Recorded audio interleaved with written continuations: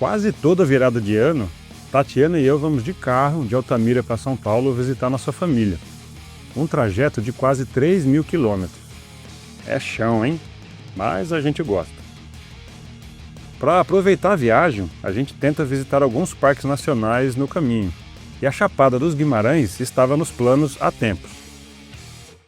E como tem cachoeira, se as condições permitirem, é claro que eu vou cair na água para ver quais peixes vivem lá. Vem com a gente nessa aventura no coração do Brasil, bem na transição entre o Cerrado e o Pantanal. A Chapada dos Guimarães é um cenário de tirar o fôlego. Ela é um verdadeiro monumento geológico bem no coração do Brasil. Situada no estado do Mato Grosso, na borda noroeste da bacia sedimentar do Paraná, a região funciona como um divisor de águas importante. Estamos em pleno domínio do Cerrado, mas em uma zona de transição fascinante. Aqui, a biodiversidade da savana brasileira, é como alguns chamam carinhosamente o Cerrado, encontra a umidade da Amazônia ao norte e drena para o Pantanal, logo ali embaixo. É a captação de água de um dos ecossistemas mais ricos do planeta. Para proteger esse santuário de nascentes, sítios arqueológicos e paredões de arenito, foi criado em 1989 o Parque Nacional da Chapada dos Guimarães. São mais de 33.000 hectares de área preservada que, desde então, encantam pesquisadores e viajantes do mundo todo. Ao entrar no parque, deixamos a poeira da estrada para trás e entramos na trilha. Aqui, o Cerrado estrito sensu se revela em toda a sua resiliência. Árvores de troncos tortuosos, cascas grossas adaptadas ao fogo e folhas coriáceas que evitam a perda d'água. Sempre que eu caminho pelo Cerrado, imagino como um botânico deve ficar louco aqui. Algo semelhante a um ictiólogo em um recife de coral. São tantas adaptações a uma vida árida que cada espécie encontrada aqui é uma aula de evolução. Caminhamos por alguns minutos até que o som do vento começa a ser substituído por um rugido constante. É quando o horizonte se abre e nos entrega a impressionante Cachoeira Véu da Noiva. São 86 metros de queda livre do rio Cochipó, emoldurados por imensos paredões de arenito avermelhado da formação Furnas. Essas rochas, depositadas há centenas de milhões de anos, formam um anfiteatro natural que nos faz sentir minúsculos. É um cenário inesquecível, onde o branco da água contrasta com o ocre das escarpas.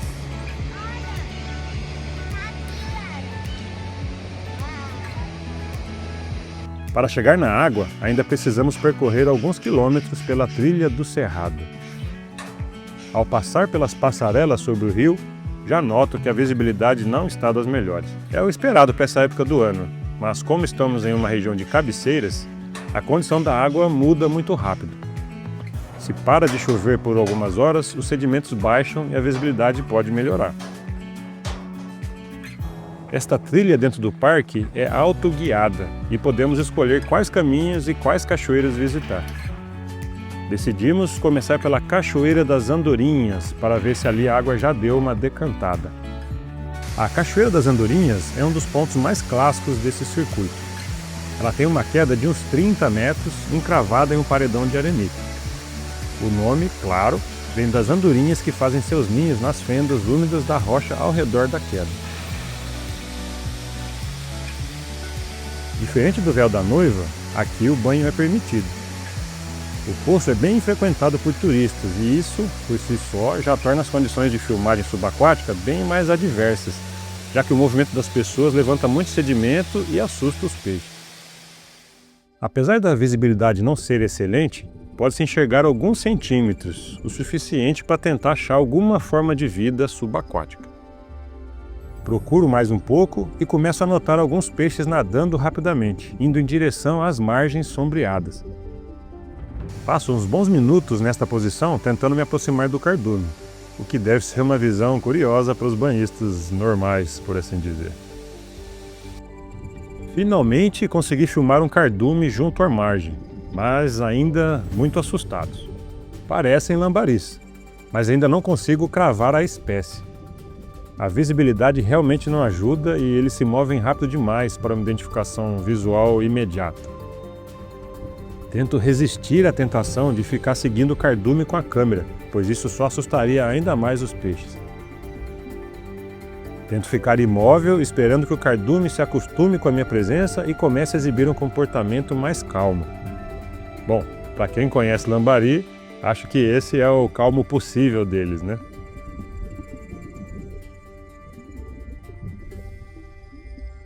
Como estou em um poço com muita área aberta e muitos banhistas, percebo que não vou conseguir uma condição ideal de filmagem por aqui. Mas a água desse poço escorre por um pequeno riacho, bem mais raso, com um pouco de vegetação e alguns micro-hábitats onde o pessoal normalmente não vai. É lá que eu vou tentar a sorte. Talvez ali os peixes estejam mais tranquilos. A vantagem de um local mais confinado é que você consegue se posicionar de forma estratégica. Aqui, eu coloco meu corpo de um jeito que obriga a maioria dos peixes a passar por uma área estreita, perto desses galhos e rochas. Eles se sentem relativamente seguros nesse refúgio e eu consigo posicionar a câmera muito mais perto de onde eles vão passar. Em águas com baixa visibilidade, essa proximidade faz toda a diferença entre conseguir um registro útil ou apenas um vulto na imagem. Com um pouco mais de definição, ou pelo menos a definição que uma GoPro consegue entregar em baixa luminosidade, dá para identificar esse peixe.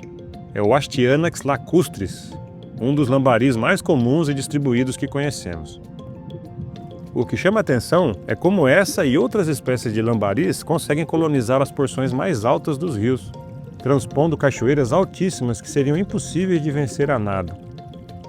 Para explicar esse isolamento geográfico, existem teorias bem curiosas. Uma delas é o transporte acidental de ovos aderidos aos pés de aves aquáticas. Outra, ainda mais impressionante, sugere que os ovos continuariam viáveis mesmo após passarem pelo trato digestório de aves piscívoras, sendo depositados nos trechos de cabeceira junto com as fezes delas. Tem até artigo científico que comprovou essa viabilidade em experimentos. Uma porcentagem bem baixa fica viável, mas mesmo assim tornaria possível essa colonização. Mas de repente, o céu fechou e ficou claro que uma chuva pesada estava chegando. O grande perigo aqui é a cabeça d'água.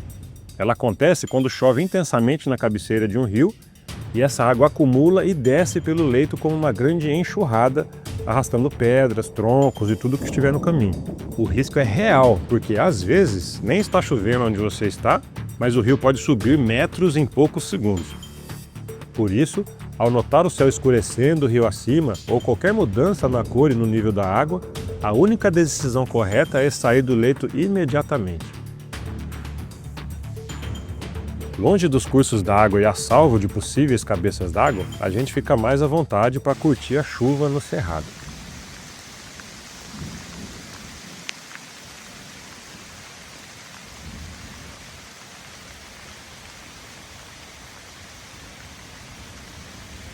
É uma oportunidade que nem todo mundo tem, presenciar esse bioma debaixo de chuva.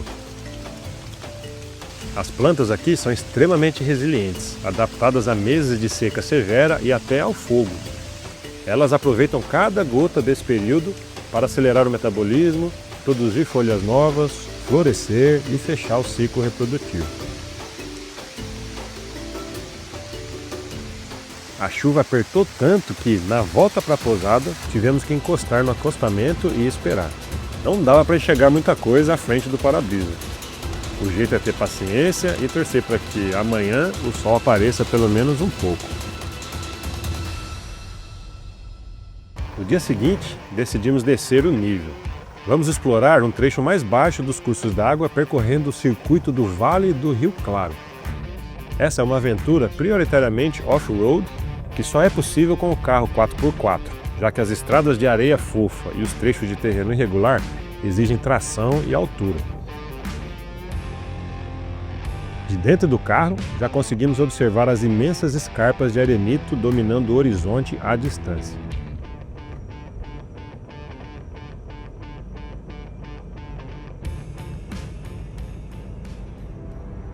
Depois de um bom tempo de chacoalho na estrada, chegamos à Crista do Galo. Essa formação rochosa fica bem no centro do vale e funciona como um mirante natural.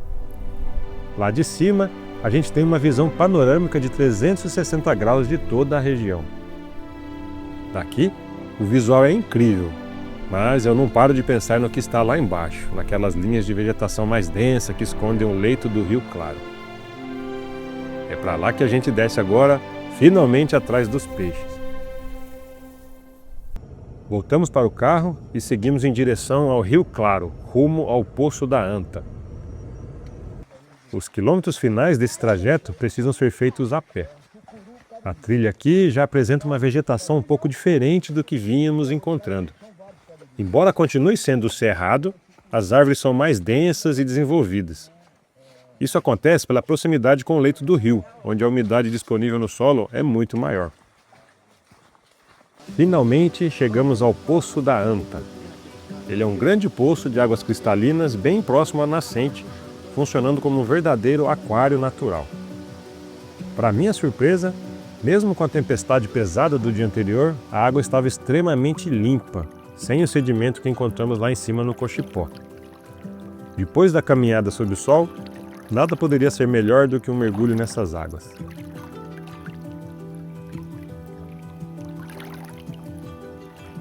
Como estávamos em um grupo guiado, o meu tempo para explorar o poço era curto. Precisávamos seguir o cronograma do guia, então cada minuto dentro da água tinha que ser produtivo. A visibilidade aqui é impressionante e de cara já percebo que a diversidade é muito maior que nos trechos altos. Perto de onde o pessoal nada, ficam os lambaris de sempre, já acostumados com o movimento, mas encontrei alguns cardumes mistos de tetras com um comportamento bem mais natural. A espécie mais abundante nesta cena é a Jupiaba acanthogaster, esse lambari um pouco menor e de corpo alto, com uma mancha escura bem evidente no pedúnculo caudal. Decidi me afastar do grupo. Eu já estava recebendo alguns olhares curiosos, provavelmente pelo meu outfit de campo meio exótico para um ambiente de lazer. Essa sunguinha vermelha não está ajudando, né? Mas, estrategicamente, a chance de encontrar espécies diferentes é muito maior nos hábitats marginais, longe do tumulto dos banhistas. Nessa margem sombreada pelo dossel, a luz do sol penetra em feixes dispersos, criando um jogo de luz e sombra fantástico embaixo d'água. Notei que algumas plantas terrestres estão temporariamente submersas, reflexo do nível do rio que subiu com as chuvas dos últimos dias.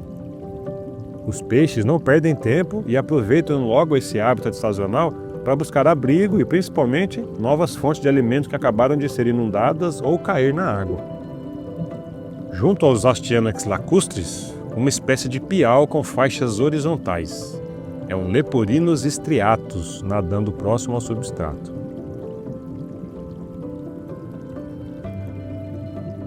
Na porção superior da coluna d'água, podemos observar outra espécie de tetra, mais alongado e com as nadadeiras avermelhadas, provavelmente um Briconopsis melanurus. Enquanto tentava focar nos lambaris, percebi que provavelmente existe mais de uma espécie de Astyanax convivendo aqui. Acho que é o Astyanax lineatus. Mas antes que eu pudesse me aprofundar nessa análise, vejo uma piraputanga ao longe, um dos peixes símbolo do Pantanal, presente aqui em plena chapada. Normalmente, a piraputanga é um peixe gregário, que vive em grandes cardumes, mas esse indivíduo estava sozinho. Provavelmente se desgarrou do grupo principal no susto causado pelo movimento dos banhistas e ficou ali, temporariamente isolado. Tentei aplicar minha técnica de posicionamento corporal para fechar o ângulo e forçar uma tomada mais próxima, mas nem sempre funciona. Alguns peixes são mais espertos que outros e ela não me deixou chegar tão perto quanto eu gostaria. Consegui ficar mais alguns minutos parado nessa margem e os Astyanax lacustres acabaram ficando bem à vontade com a minha presença. Aqui, a gente consegue observar claramente o comportamento generalista deles. São peixes especializados em coletar alimento em todos os níveis da coluna d'água, mas, nesse momento, estão focados no substrato. Provavelmente estão explorando essa área recém-inundada em busca de invertebrados ou matéria orgânica que a subida do nível do rio disponibilizou. E lá vai a piraputanga, seguindo o caminho dela para tentar reencontrar o cardume logo atrás dos banhistas. Subindo um pouco mais o curso do rio, em direção a Montante, encontrei uma corredeira de águas extremamente cristalinas. Aqui o ambiente muda completamente e com ele a ictiofauna. Saímos da zona de remanso para um habitat de águas rápidas, que exige peixes muito mais especializados e com maior capacidade natatória. Filmar em um ambiente de alta correnteza como este é um desafio. Primeiro, porque é quase impossível manter a câmera estável. A água bate na caixa estanque e gera uma vibração constante. Segundo, porque o esforço físico para se manter posicionado, ancorado em alguma rocha sem ser arrastado enquanto segura a câmera, é exaustivo. Mas é justamente nesse fluxo intenso que conseguimos observar comportamentos que não aparecem no poço, como peixes aproveitando o remanso atrás das pedras para economizar energia ou se alimentando de partículas trazidas pela força da água. O peixe canivete, Parodon nasus, é um morador frequente desse tipo de habitat. Com o corpo fusiforme e a boca voltada para baixo, ele consegue se posicionar e raspar o perifíton das rochas sem ser arrastado pela força da água. Pena que não deixa chegar muito perto. Outro registro interessante foi essa espécie linda de piau, o Leporinus octomaculatus, podendo ser chamado também de piau 8 pintas. É possível observar essa espécie nadando com extrema agilidade entre as rochas, aproveitando a oxigenação alta desse trecho. E, nadando elegantemente entre as rochas, o jacundá Saxatilia lepidota também marca presença. Diferente dos outros, ele é um predador de espreita, que fica ali procurando comida, pequenos crustáceos e peixes entre as rochas, sempre atento a qualquer movimento que passe pela correnteza.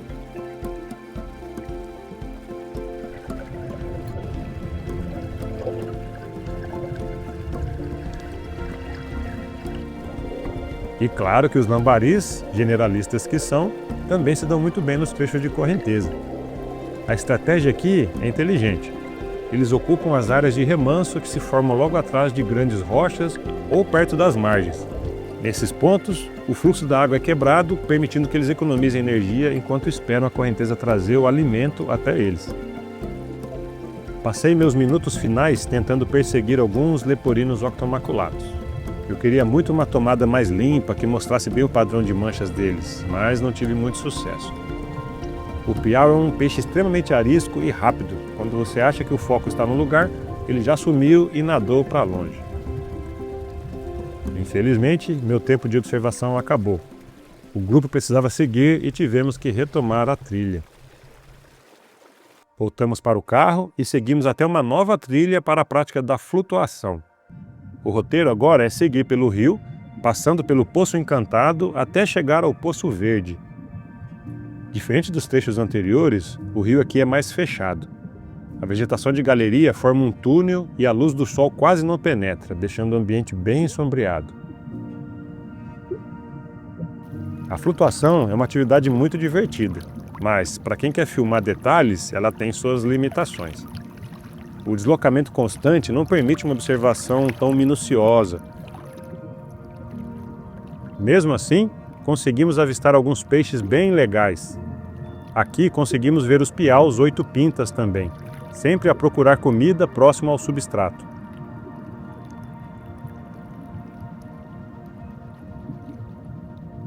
Nos trechos mais profundos do rio, pude observar o piau 3 pintas, Leporinus friderici. Essa é uma espécie bastante apreciada como fonte de alimento por populações humanas. Fica com um porte maior e é conhecido também como piau cabeça gorda em alguns pontos do Brasil. No meio da galhada, ainda encontramos uma fêmea de jacundá procurando abrigo. Sabemos que é uma fêmea, pois a barriga está vermelha. Ela está no período reprodutivo. Mas essa pança enorme é que ela deve ter comido algum peixe grandinho poucos minutos atrás. Uma pena que não dê para investigar com mais calma essas margens cheias de raízes e galhadas. Olha a quantidade de piabas aqui.